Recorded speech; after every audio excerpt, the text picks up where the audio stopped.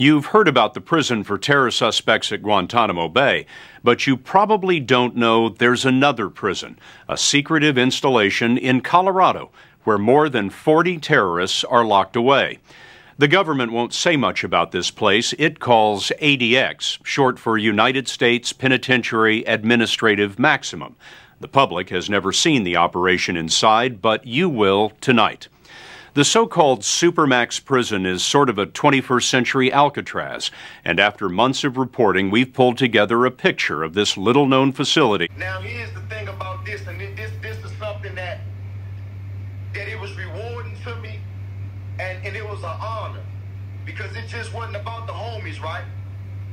Out there, it's a black thing, to where you can see a guy. I was on a range with all Aryan nations and ABTs and Aryan brothers, to where I can't even see no black people, but you can see a black man way on the other side, and you can see him over there, what's up, bro? And you can't do nothing but hey, because I was happy and proud to see one of my people, and to show whoever's watching, that's my brother over there. He could have been from Alaska. I don't know where he was from, but I know he was one of my brothers. You know, and he ain't looking at me with the eyes that these other people looking at me at. They not looking at me with hate. He's not looking at me with prejudice. He's looking at me like a brother. And then once I got around the homies, like how I said, I spent the whole year with Babyface, working out, talking, and a few other homies, and it was just such a beautiful thing, because it wasn't what I was used to. You know, it wasn't what I expected. You know, because I'm used to kind of being like, yeah, what's up, Slim? I'm from DC, yeah, what's up? Trying to feel you out. Because you already know you can be in certain places, in certain situations, to where people going to be kind of, whether they be standoffish or whether they dealing with some type of personal issues, to where they just don't really want to embrace you. You know, and that's how it is. But out there, it wasn't like that. Everybody from DC, I'm getting all type of bags and all type of care packages. I couldn't even tell you how some of these brothers look, because they lived in a whole nother building.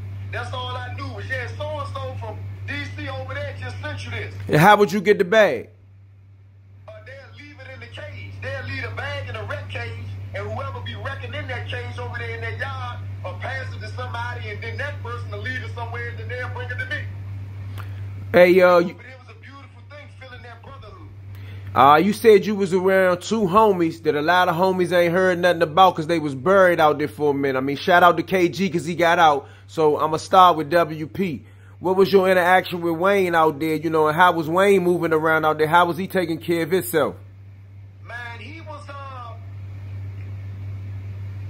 standing up like a man. And see how him and our interaction went. I was on 3 lower, he was on 3 upper. So how the rec cages are out there, they got what they call inside rec and outside rec. Inside rec is basically like a bubble that's right outside my cell. There's 3 rec rooms. I ain't gonna call them cages because they concrete, but it's 3 rec rooms. So how Wayne would do here, say, put me in the middle cage. I was in cell 11. So Wayne will say, look, I'm trying to go in the middle cage. So when he go in the middle cage, he's right in front of my cell.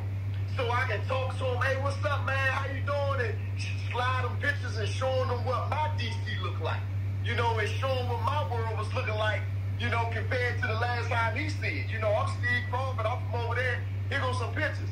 You know, yeah, we have the trade wins right here. We have the classics right here, you know, and showing a few little pictures like that. So we got to kick it for a minute, you know, and he was on like basically, you know, they own some, they still talking about Cadillac out there, man. You dig what I'm saying? So they really talked about, you know, he used to always give me the, you know, and I'm like, yeah, I'm with you, bro. You know, so our interaction didn't last too long, because like I said, I only stayed over there a month.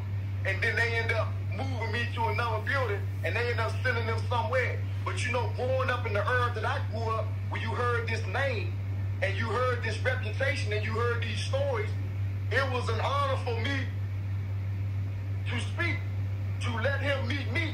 You know, the man that I am.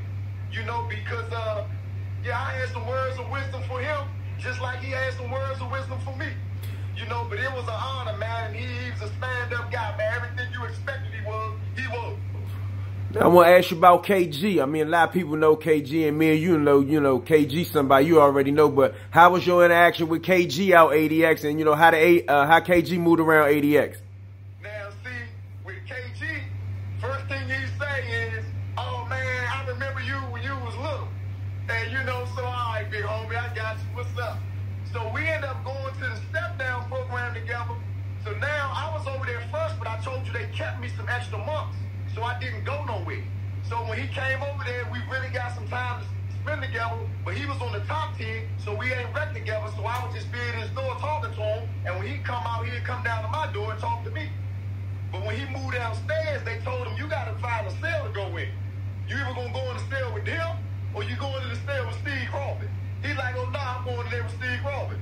So we spent some months together. That was my celly.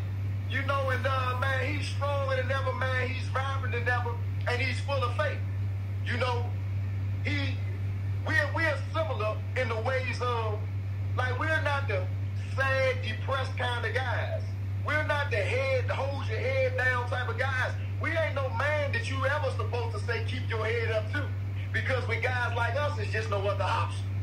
You know what I mean? So, and with both of us, we got connections, and we speak to the outside. You know, that's so important to, you know, to be connected with your family and with your loved ones. You know, so that's one of the things that's propelling him forward, and that's one of the things that's pushing me forward as well. You know, so, yeah, he was pretty cool. He was fun. He's super funny. Got all the stories in the world, right? So it was, yeah, we had a nice little time we spent together, man.